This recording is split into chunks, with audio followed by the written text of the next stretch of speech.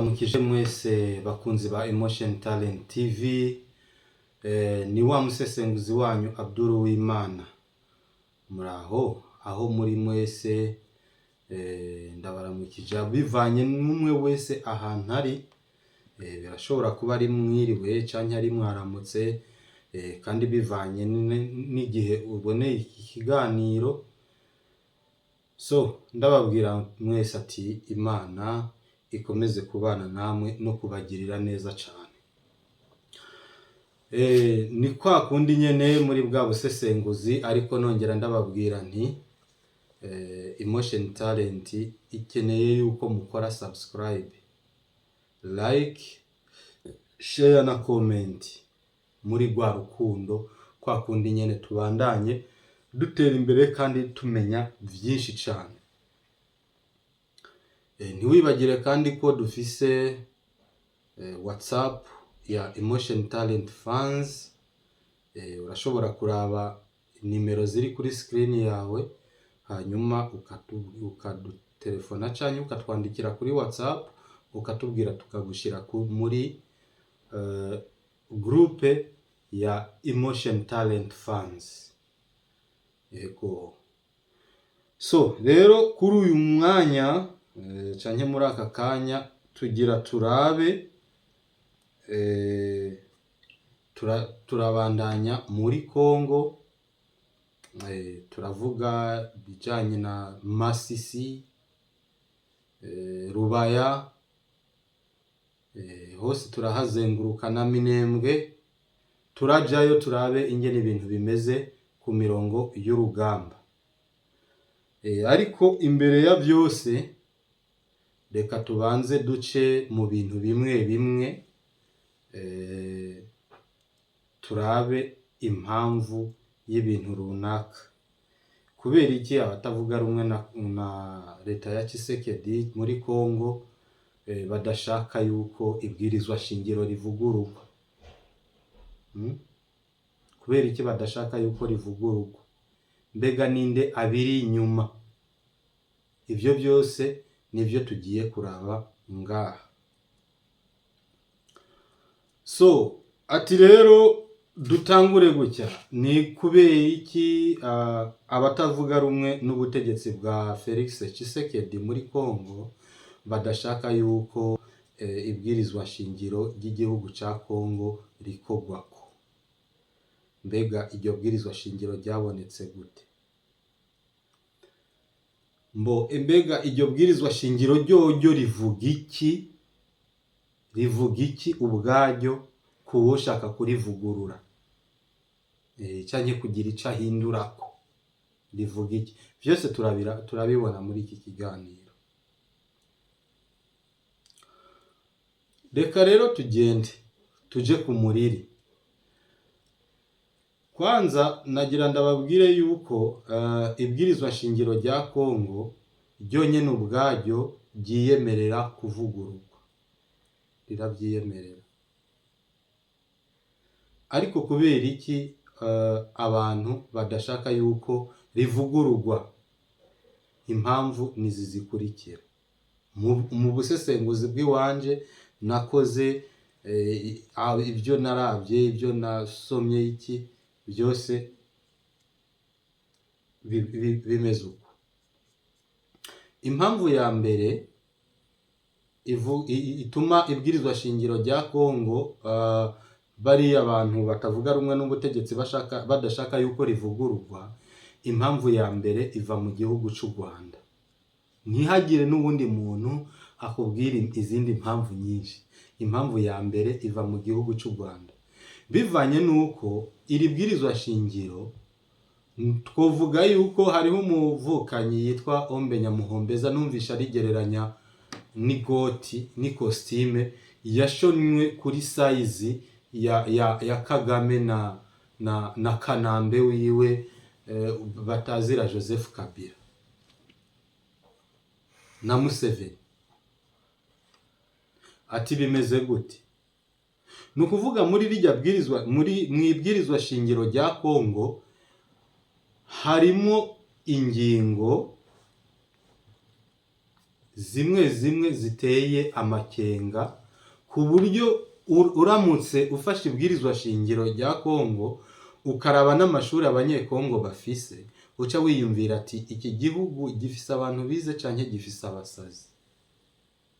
Nk'akarorero, aho ibwirizwa shingiro rya Kongo rivuga yuko bashobora Kongo ishobora guheba agapande kayo kubera inyungu z'akarere canke inyungu za Afrika. Bisigura iki? Insiguro yavyo ni ukuvuga ngo nkahajya RDF M23 iriko iragwana, irashobora kugwana ikagwana gose, hanyuma baja nko mu masezerano canke baja nko mu mishikirano vyanse, hanyuma bagaca babwira nk'inama nshingamateka ati nimurabe ico ibwirizwa shingiro rivuga. Hanyuma ibwirizwa shingiro rikavuga riti dushobora guheba agapande kamwe kuri sovereignty yacu kugira ngo Afrika ironka amahoro. None si inyungu za Afrika? Ati iyi abariko baragwana bavuze ati iyi ntambara itegerezwa kuba y'akarere bitagenze uku dushaka.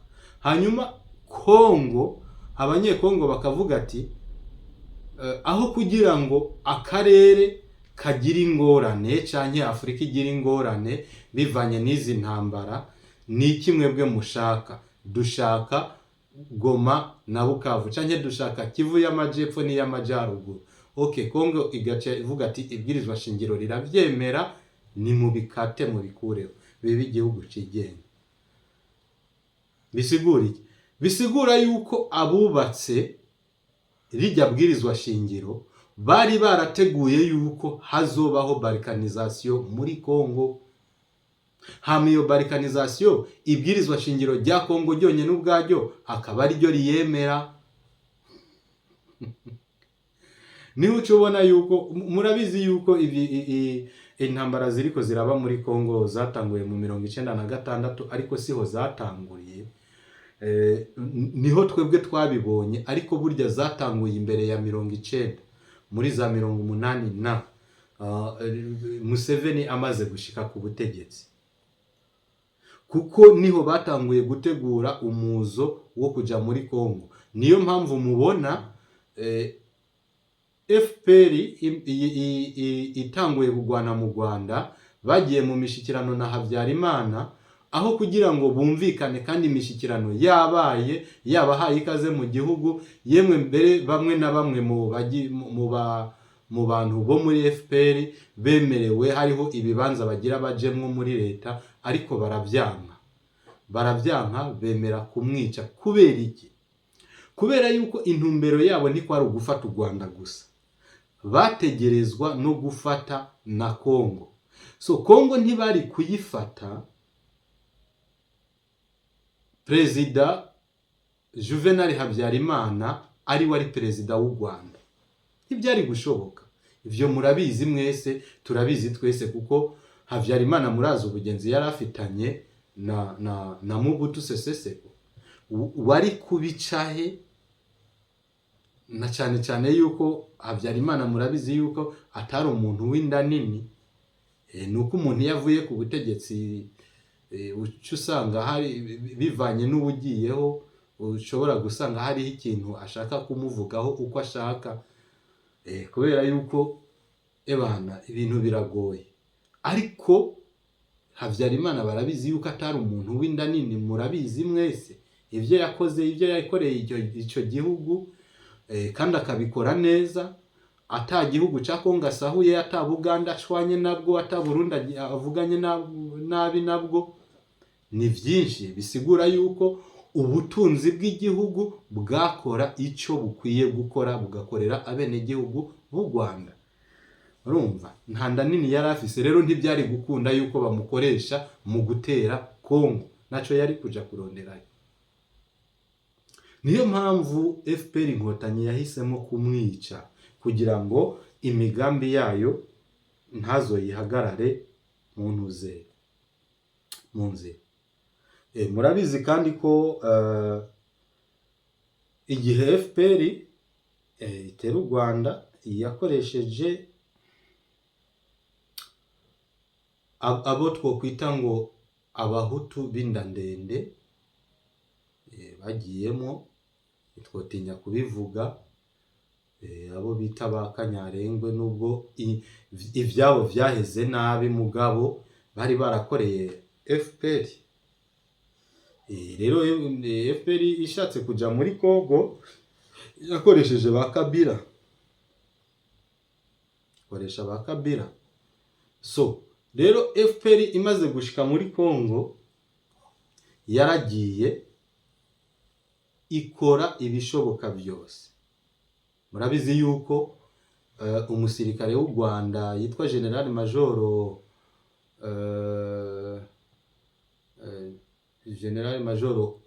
James Kabarebe yabaye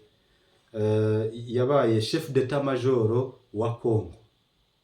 Gute umunyarwanda mu gihugu cya Kongo kandi chef d'état major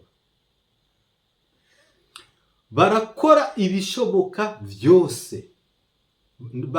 ibishoboka byose, igisoda ca Kongo baracica, baraconona, barakidabadanganya neza na neza 100%.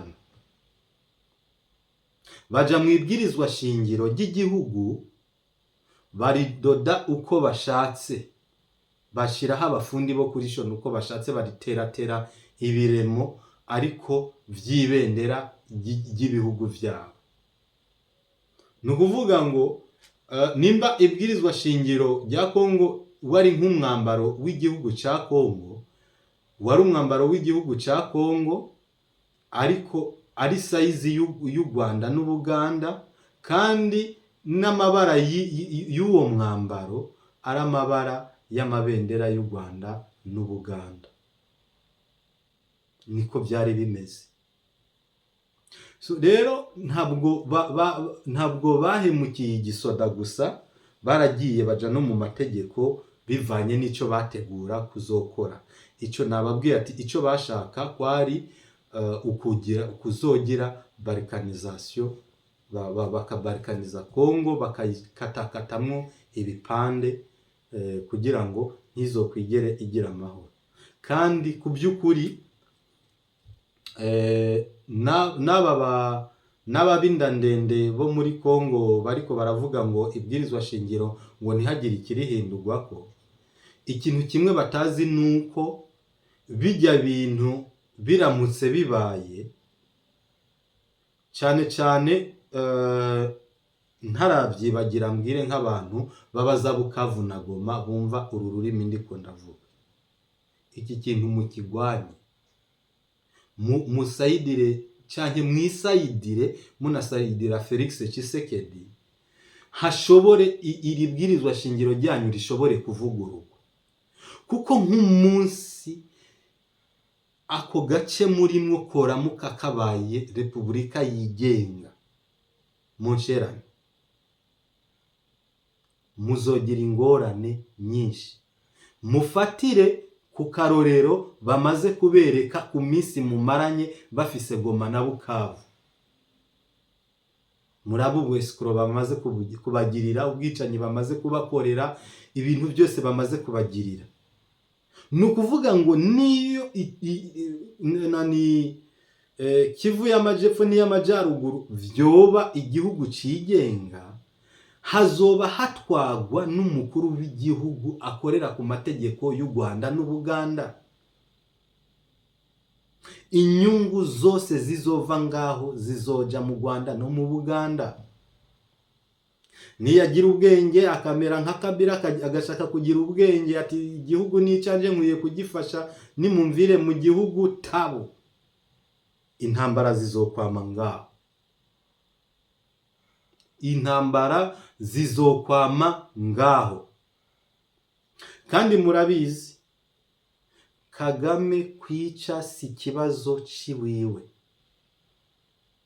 RDF kwica si ikibazo cabo, ibyo bintu biri mu maraso.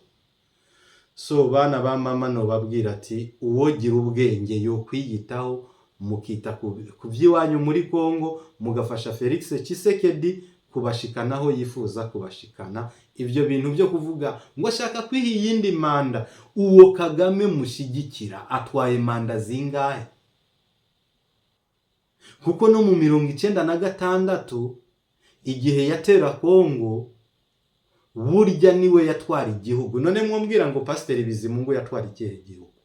Yari afise irihe jambo? Yavuga iki, yakora iki? Ni Kagame yatwara. Ni Kagame yatwara. Niyo twomushira kuva mu 2000. None kuva mu 2000 gushika uyu munsi ntituri muri 2026. None ko atarava ku butegetsi. Ko atarava ku butegetsi. Mwe muramushigikira akaraba manda z'abategetsi biwanyu canke abarongozi biwanyu, mugabo kuraba manda ziwiwe. Kuki mwebwe mutamubwira ati none muze wewe kuri kuratubwira ngo twite ku kiringo ca kangahe c'umukuru w'igihugu, wewe umaze ibiringo bingahe kutarahava? So nuko rero bimeze. U Rwanda rwarahemukiye Kongo cyane, ruronona igisirikare ca Kongo, kuko nagira ndababwire ndabibutse yuko gushika uyu mwanya muri Kongo hafunzwe abajenerali 56 kubera gukorera umwansi w'igihugu ca Kongo. Barya abapadiri mubona abita abihaye Imana ngo za senko n'ibiki, mu minsi heze bijya barimwo byose. Uwatwara senko nimba ari umuvugizi wa senko ntiyagiye akavuga ati Kagame aradufasha muri ibi turimo, araduha amafaranga, akaduha inzira n'ibiki. Kagame ananiwe gufasha abanyagihugu biwiwe bagwaye ibyo bagwaye, bariko baricana bapfa amatongo, bariko baragira gute, bafungwa bagirante, bimunaniye kubafasha, ariko arafasha igihugu ca Kongo. Ubwo rukundo n'uburwayi. So rero reka turabe ico ibwirizwa shingiro rya Kongo rivuga ku muntu ashaka kurivugurura. Mu article y'amajana 217 mu ibwirizwa shingiro rya Kongo ivuga ko Kongo ishobora guheba agace gato ku butaka bwayo ku nyungu za Afrika. Ibyo nari nabibabwiye. Murumva yuko ibi bintu ariko bimeze. So article y'amajana 218 mu ibwirizwa shingiro rya Kongo ivuga yuko bisabwe na perezida rero canke bisabwe na guverinema biciye mu nama y'abaministre canke inama nshingamateka canke nkenguzamateka, ariko bakwije n'imiburiburi 1/2 ciyo nama nshingamateka canke iyo nama nshingamateka canke nkenguzamateka,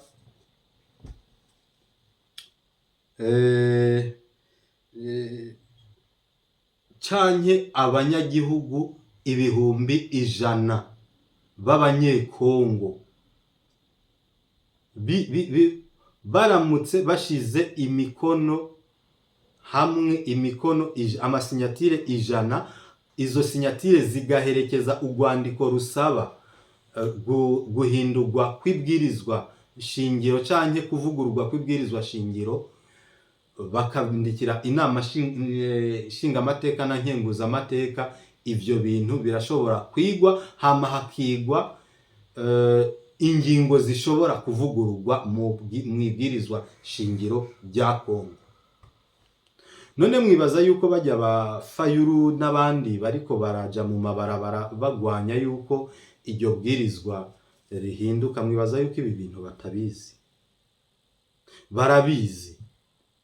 ariko amafaranga ya Kabila abari inyuma ni ikibazo gihambaye cyane. Nagira ndababwire yuko muri ibi bintu byo kugwanya yuko hohindurwa ibwirizwa shingiro harimo amafaranga ya Kabila, harimo aya Kagame, harimo aya Kaguta n'abandi bantu benshi badashaka yuko Kongo itandukana n'ibyo bintu, aho imera nk'ubugari bwande gabasha. Sinzi icyo novuga, aho buri umwe aza akibegera akashaka, uwundi aza yibegera akashaka, ushaka kata umutwe w'umunyekongo, ukasa ukuguru k'umunyekongo ajana. Urumva Kongo ikamera nk'inyama yahuye n'impyisi. Numva nuko ibintu bimeze. Ibwirizwa shingiro ryonyene rya Kongo rirateganya perezida wenyene abisabye baravyiga ko bakaraba ibyo bohindura birakunda, ibwirizwa shingiro rirabimwemerera. Guverinema ibisabye irashobora guca mu nama y'abaminisitiri bakabisaba, nimba hari ingingo bifuza yuko zihindurwa zigahindurwa. Abashinga amateka n'abakenguza amateka, abashinga amateka bagize 1/2 barashobora kugira gute gusaba, cyane abene gihugu ba Kongo bashika 100,000 barashobora kwandika ikete bagashirako, bakariherekereza n'amasinyatire yabo, bagasaba bakandikira inama nshinga amateka ati ni mudufashe muhindura ibi nibi. Urumva? So rero nimwumva abantu baguma bavuga ngo Tshisekedi ngo ashaka ngo manda ya gatatu, ngo niyo mpamvu agomba guhindura ibwirizwa shingiro, bafise agahinda yuko agiye guhindura ibwirizwa shingiro ry'igihugu ca Kongo batarashika ku ntumbero bari barihaye yo kubarikaniza igihugu ca Kongo. Kandi reka ndababwira ikintu ca nyuma batinya kuri iri bwirizwa shingiro. Mwari muzi yuko iri bwirizwa shingiro niryahinduka rishobora kuzomuha uburenganzira Tshisekedi bwo gutera u Rwanda, kubera yuko ibwirizwa shingiro ry'uyu munsi rishobora kuba ribimubuza. Ako n'akantu nano vy'ahantu rirabimubuza. Hariho ingingo nyinshi zimubana zituma adashobora gutera igihugu cy'u Rwanda. Hari ingingo nyinshi, none mwibaza yuko ari impamvu yihe ataragitera. Nizo mpamvu ibwirizwa shingiro ntiribimwemerera. Rero baratinya yuko ibwirizwa shingiro rihindutse rishobora kumwemerera gutera u Rwanda, hanyuma za ntambara zigwanirwa muri Kongo ngo nibo bafise igihugu kinini zikaza zigwanirwa no muri Kakaburungu. Nibyo. So amakuru nayo rero nobaha. Hama Minembwe amakuru aracari yayandi. FRDC nubu iracari mu birindiro byayo, nta urayikurayo, ibintu bimeze neza cyane gose. Masisi naho mwumvise yuko hariho biracari ko birazenguruka, hariho amakuru ntarafata neza, ariko avuga yuko hari abasoda bashika hafi 40 baguye mu gitero cha Wazalendo. Ayo makuru reka tubanze tuyarabe, ndaza kubabwira inkuru zose uko zimeze, kuko ndabona yuko nza kuyafatisha. So mubandanye mukurikirana Emotion Talent TV rero, nakagaruka ni wa muntu wanyu, amusesanguzi wanyu Abdul Uwimana. Nizere yuko mwakoze subscribe, kuko amakuru ngiye kubaha ni menshi cyane. Mugume hagufi, kandi ndabibutsa yuko ushaka kwinjira muri groupe ya WhatsApp ya Emotion Talent turi tayari. Raba nimero ziri kuri screen yawe, hama utubwire tugushire muri groupe ya WhatsApp ya Emotion Talent. Ciao.